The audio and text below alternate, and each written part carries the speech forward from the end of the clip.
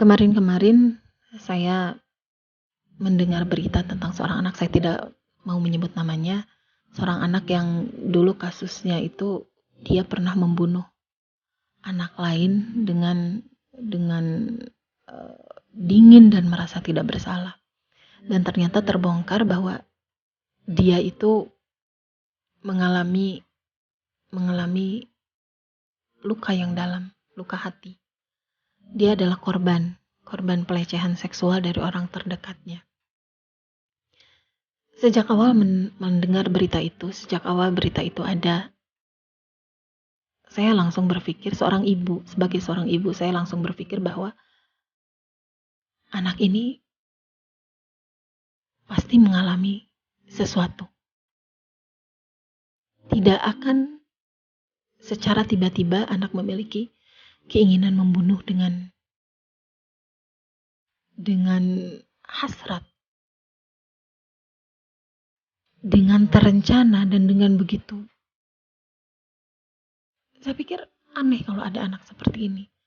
Ini anak pasti mengalami sesuatu, mungkin kelainan jiwa, entah depresi, putus asa.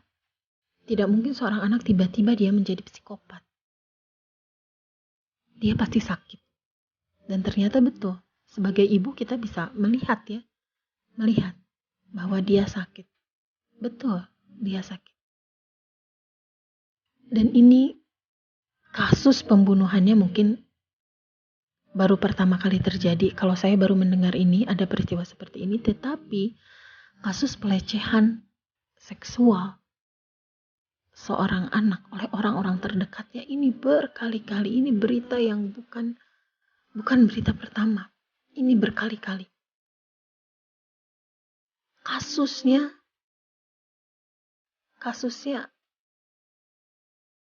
banyak, kasusnya sangat-sangat banyak. Ini membuat kita sebagai ibu sedih. Bagaimana bisa seorang anak yang seharusnya dilindungi, dipeluk,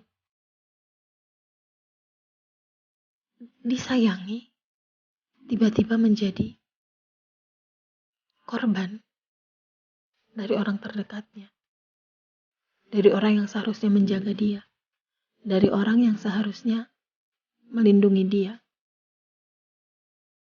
Terbayang tidak bagaimana luka hati anak ini, bagaimana sakit hati anak ini. Bukan lagi hancur, tapi level berat setelah hancur itu adalah beku, tidak merasa apa-apa dan dingin, keras. Dan ini yang dialami oleh korban. Ini yang dialami oleh korban-korban di dunia ini, anak yang mengalami kekerasan seksual. Akibatnya bisa bermacam-macam. Seperti kasus yang tadi saya sebutkan, dia menjadi pembunuh. Ada lagi yang dia menjadi transgender. Dia terluka. Dia tidak menerima kodrat dia mencari kodrat lain. Dia yang tadinya laki-laki ingin menjadi perempuan, yang perempuan menjadi laki-laki. Karena apa? Karena luka hati. Karena keras, karena dingin. Orang yang dingin tidak bisa merasakan kebahagiaan. Orang yang dingin tidak bisa merasakan emosi. Jadi ketika dia melukai orang lain, dia tidak punya perasaan apa-apa. Dia merasa kosong. Kalau hancur, mungkin masih bisa diobati. Tapi kalau sudah keras, bisa diobati, tetapi butuh waktu yang lama dan usaha yang sangat simultan. Yang ingin saya bicarakan di sini adalah, oke, kita bukan pejabat yang bisa mengeluarkan peraturan.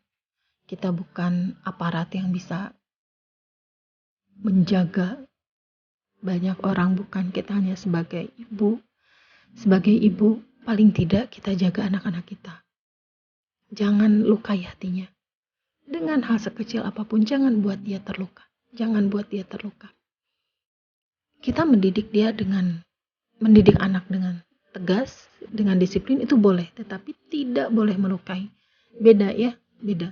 Memarahi dengan bersikap tegas itu beda. Tegas itu menghasilkan kedisiplinan, marah itu menghasilkan luka yang mungkin akan ada bekasnya sampai dia dewasa. Tetapi kalau tegas itu menghasilkan kedisiplinan. Beda, tapi mungkin tidak sekarang saya jelaskan apa beda tegas dengan marah. Apa bedanya kedisiplinan dengan menurut. Itu akan kita bahas, tetapi itu jelas berbeda. Nah, saya ingin mengajak semuanya, ibu-ibu, guru, atau siapapun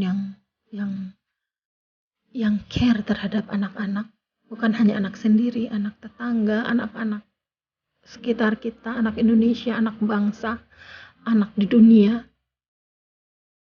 Perhatikan yuk anak-anak kita. Jangan percayakan mereka kepada orang lain di luar keluarga inti. Awasi dan jangan terlalu husnudon. Jangan terlalu husnudon. Karena setan zaman sekarang itu begitu mudah menggoda dengan sesuatu yang kejam.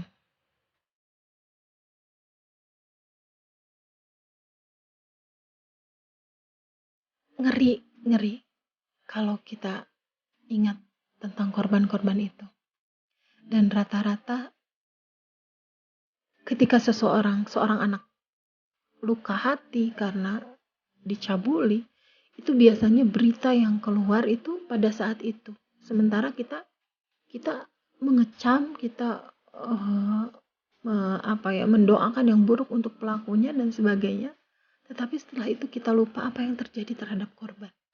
Kita fokus terhadap pelaku. Kita lupa apa yang terjadi dengan korban.